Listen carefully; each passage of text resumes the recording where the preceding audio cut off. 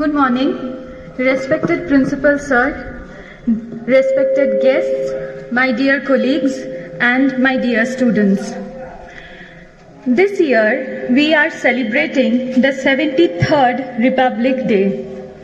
And it is on this day, in the year 1950, that India got its own constitution. And since then, we celebrate this day as the Republic Day. A salute of 21 guns and unfurling of the Indian national flag by Dr. Rajendra Prasad heralded the historic birth of Indian Republic. It was in the year 1934 that Manavendra Roy demanded a constituent assembly. And then the next year, in the year 1935, the Indian National Congress officially demanded a constituent assembly to frame the Indian Constitution. In 1938, Pandit Jawaharlal Nehru, on behalf of Indian National Congress, declared that the Constitution of Free India must be framed without any interference from outside by the Constituent Assembly elected on the basis of adult franchising. This demand was accepted by principle by the British government as the August Offer 1940. In 1942, Sir Stafford Cripps came to India with a proposal that an independent constitution would be adopted after the Second World War. This proposal was not only vehemently protested but also rejected by the Muslim League, who wanted that India should be divided into two autonomous states consisting of 3 members. Lord Pethick Lawrence, A.V. Alexander arrived in India on March 24, 1946 and published their plan on May 16, 1946. It is interesting to note that the Cabinet Mission, though rejected the idea of 2 constituent assemblies, but still somehow managed to propound a constituent assembly that would somehow maintain the rights of the Muslim League. On November 1946, the Constituent Assembly was formed based on the plan that was proposed by Cabinet Mission. The Constituent Assembly met for its first meeting on December 9th, and it was in this meeting that the oldest member of the Constituent Assembly, Dr. Sachidanand Sinha, was elected as the President of the Constituent Assembly on the basis of French rights. And later on, Dr. Rajendra Prasad was elected as the President of the Constituent Assembly. There were 8 major committees and 13 minor committees of the Constituent Assembly. But it is not wrong to say that probably the drafting committee was the most important committee. And drafting committee's chairman was none other than Dr. B.R. Ambedkar. The drafting committee was set up on August 29, 1947, and under his chairmanship, the drafting committee was able to prepare the draft on the Constitution within 141 days. It is specifically chosen because of its historical importance. In 1929, the Indian National Congress at the Lahore session passed the resolution of Purnya Swaraj, and in January 26, 1930, a public declaration was made, and the Indian National Congress urged Indians to celebrate this day as the Independence Day. The discussion that culminated, the discussion that was made in the Constituent Assembly by the makers of our Constitution, has culminated into what we are today. We, the people of India, we are citizens of this country and not subjects. And what culminated is into the nation that we represent today. The nation that would secure liberty of thoughts, expression, belief, faith, worship, and ensure equality of status and opportunity.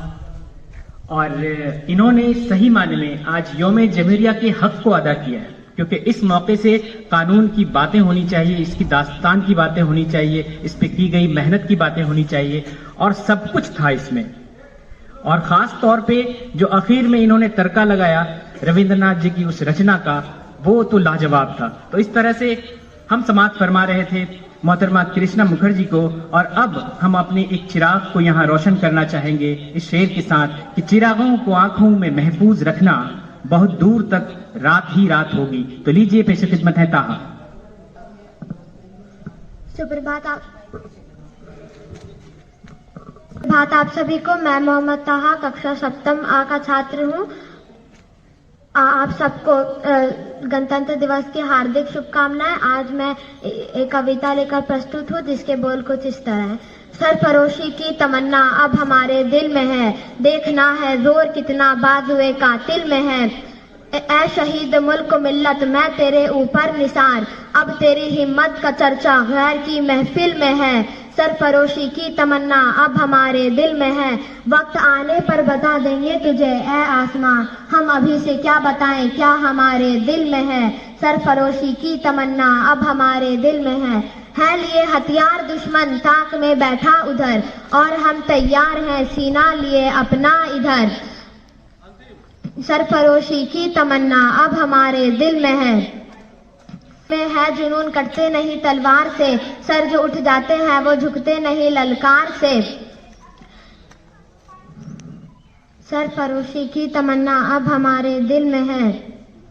यूं खड़ा मक्तल में कातिल कह रहा है बार बार, क्या तमन्ना ए शहादत भी किसी के दिल में है। दिल में तूफानों की टोली और नसों में इनकलाब, होश उड़ा देंगे दुश्मन के हमें रोको ना आज, दूर रह पाए हमसे दम कहाँ मंजिल में है। सरफरोशी की तमन्ना अब हमारे दिल में है, वो जिस्म भी क्या जिस्म जिसमें ना हो खूने जुनून, क्या लड़े तूफान से जो कश्ती साहिल में है। सरफरोशी की तमन्ना अब हमारे दिल में है, देखना है जोर कितना बाजुए कातिल में है। धन्यवाद। ऐसे नन्हे की जबान पे सरफरोशी की तमन्ना हो तो उस देश का मुस्तकबल तो रोशन होना ही पड़ेगा। और इस मशहूर नज्म के एक जो बात है वो मैं कहना चाहूंगा कि ये नज्म मानी जाती है कि राम प्रसाद बिस्मिल ने लिखी है, और उसी के साथ ये भी मानी जाती है कि बिस्मिल अजीम आबादी ने लिखी है। ये कंट्रोवर्सी का विषय है, लेकिन सबसे बड़ी बात ये है कि ये हर हिंदुस्तानी के दिल में बसती है, ये बड़ी बात है इस नज्म के साथ। और अब मैं बुलाना चाहूंगा चकबस्त के शेर के साथ कि वतन की खाक में मरकर भी उन्स बाकी है, वतन की खाक में मरकर भी उन्स बाकी है, मजा दामने मादर का है इस मिट्टी के दामन में, मजा दामने मादर का है इस दामन की मिट्टी में, यानी इस मिट्टी की गोद में भी वही मजा है जो माँ की गोद में बच्चों को आता है। तो लीजिए अब है इस्मा। मैं इस्मा आप सभी को सादर प्रणाम करते हुए आपके सामने अपने चंद शब्दों के माध्यम से भारतीय इतिहास की सबसे लंबी और कठिन लड़ाई पर प्रकाश डालने को उपस्थित हूँ। वो खून से सना था वो जमीन पर पड़ा था, वो खून से सना था वो जमीन पर पड़ा था, कपड़ा हटाकर देखा तो सीने पर लिखा था सारे जहां से अच्छा हिंदुस्तान हमारा। जी हाँ, ये कड़वे शब्द महज झलकियां हैं उन सारे कुर्बानियों की जो हमने 200 साल की लंबी लड़ाई में अपने ही वजूद के लिए दी थी। हम सभी लोग इस बात से अच्छी तरह से वाकिफ हैं कि 26 जनवरी 1950 को हमारे देश ने एक गणतंत्र राष्ट्र की पहचान हासिल की थी, पर हम इस बात का भी आकलन करें कि हम किस हद तक गणतंत्र हो पाए हैं। वैसे भी राजतंत्र से गणतंत्र की यात्रा हमने इतनी आसानी से हासिल नहीं की है। तो बस आज अपने आप से पूछने की जरूरत है कि क्या हम अपने अंदर से गणतंत्र हो पाए हैं। क्योंकि मैं उस भारत से आती हूँ जहाँ सिद्धार्थ जैसा राजपुत्र सन्यासी बन गौतम बुद्ध हो जाता है, जहाँ स्त्री को उसके स्वाभिमान से पहचाना जाता है, जहाँ इतिहास के पन्ने में भारत सोने की चिड़िया कहलाता है। और अंत में मैं आपसे विदा लेती हूँ अपने इस सवाल के साथ कि 100 में 70 आदमी फिलहाल जब नाशाद है, 100 में 70 आदमी फिलहाल जब नाशाद है, दिल पर रखकर हाथ कहिए देश क्या आज़ाद है। कोठियों से मुल्क के मेयार को मत आंकिए, कोठियों से मुल्क के मेयार को मत आंकिए, असली हिंदुस्तान तो फुटपाथ पर आबाद है, असली हिंदुस्तान तो फुटपाथ पर आबाद है। धन्यवाद। जय हिंद। बहुत खूब। और अब मैं इस स्कूल के चहेते और एक लाजवाब शख्सियत के मालिक जो जिस भेष में आते हैं वैसे ही नजर आते हैं, आज जब इस रूप में आए तो हमें लगा कि हमारे यहाँ कोई बड़े अधिकारी आ पहुंचे हैं। तो मैं बुलाना चाहूंगा संतोष जी को कि वो आए और अपनी कला से हमें मदद। मेरा सब कुछ तू, मेरा सब कुछ तू हो,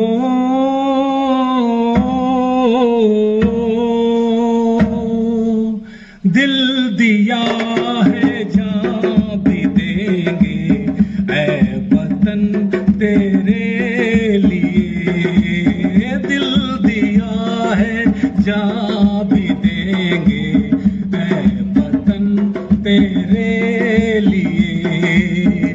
हम जिएंगे और मरेंगे, हम जिएंगे और मरेंगे ऐ वतन तेरे लिए, दिल दिया है जान भी देंगे ऐ वतन तेरे लिए। ला ला ला ला ला ला ला ला ला ला ला ला ला ला ला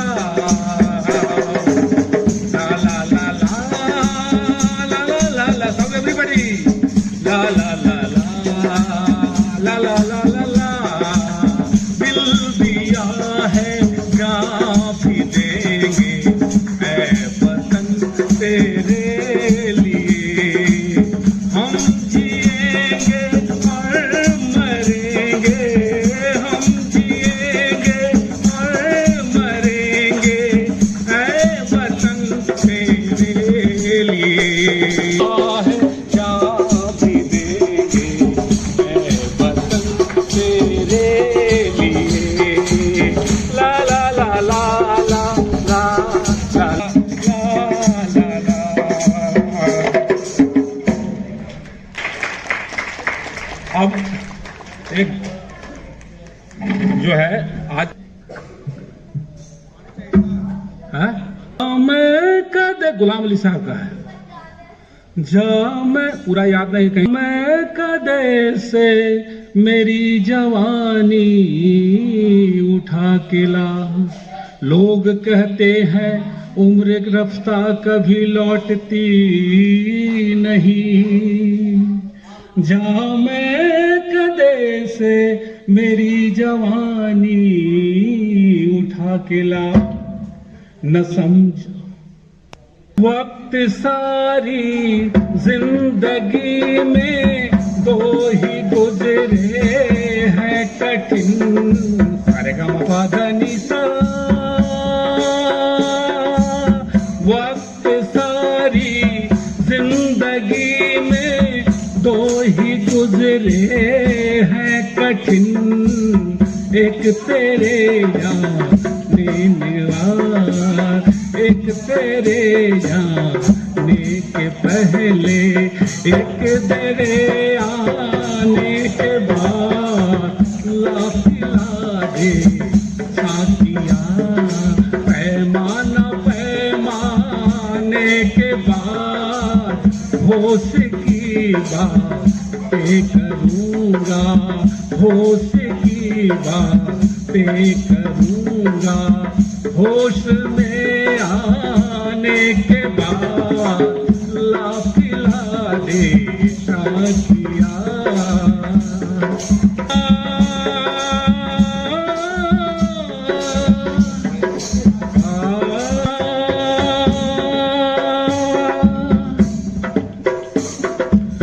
दिल मेरा लेने की खातिर मिन्नतें क्या क्या न की, दिल मेरा लेने की खातिर मिन्नतें दौलतें क्या क्या नगरीली, कैसी नजरें फेर ली, मतलब निकल जाने के बाद ला पिला दे शादिया, पैमाना पैमाने के बाद selected by the people. It becomes so by the virtue of the new constitution, so by that came into the force on that day. Dr. Rajendra Prasad was selected the first president of Free India. We celebrate Republic Day as a national festival day when we view a festival and celebrate in school by participating in cultural programs and in other activities. Our president unfurls the national flag in New Delhi. The military parade that starts from the Vijay Chowk and culminates at the end of Red Fort. Although we have seen a lot of economic improvement and success as a country, but still end this speech by saying that India is a democratic country. We proudly declare our country as a republic. India is a land which is a great example of unity in diversity. The day reminds us of our freedom struggle and how the great freedom fighters of our country sacrificed their life to get us an altar of freedom. We should bow our heads to those who sacrifice their everything for the national independence. So let's take a pledge that we all will maintain peace and harmony and must remember the sacrifice of our freedom fighters so that we can value the freedom which we got just because of their sacrifice. Before I conclude my speech, I would like to say patriotism is just like a charity. It must be at home. Thank you. फल खाए इस वृक्ष के, रहे सदा ही साथ, यही हमारा धर्म है, हम जले इसी के साथ। तो मैं चाहूंगा अगली कड़ी में नवाब सर, नवाब हम फिदा जानो तन साथियों, अब तुम्हारे हवाले वतन साथियों। कर चले हम फिदा जानो तन साथियों, अब तुम्हारे हवाले वतन साथियों। सांस थमती गई, नब्ज जमती गई, फिर भी बढ़ते कदम को न रुकने दिया। कट गए सर हमारे तो कुछ हम नहीं, सर हिमालय का हमने न झुकने दिया। मरते मरते रहा बाकपन साथियों, अब तुम्हारे हवाले वतन साथियों। घर चले हम फिदा जानो तन साथियों, अब तुम्हारे हवाले वतन साथियों।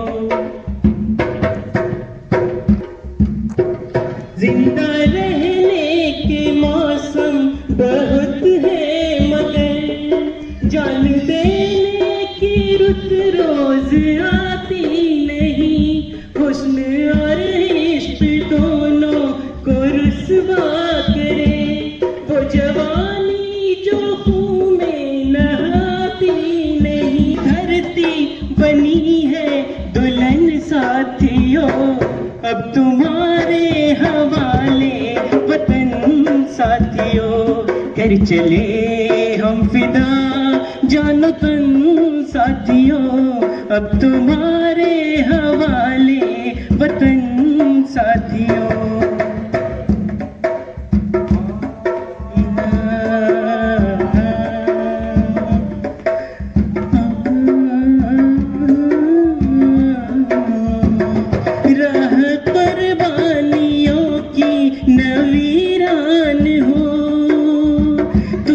जाते ही रहना नए काफिले, फतेह का जश्न इस जश्न के बाद हो। जिंदगी मौत से मिल रही है गले, बांध लो अपने सर पे कफन साथियों, अब तुम्हारे हवाले वतन साथियों। कर चले हम फिदा जानो तन साथियों, अब तुम्हारे हवाले वतन साथियों।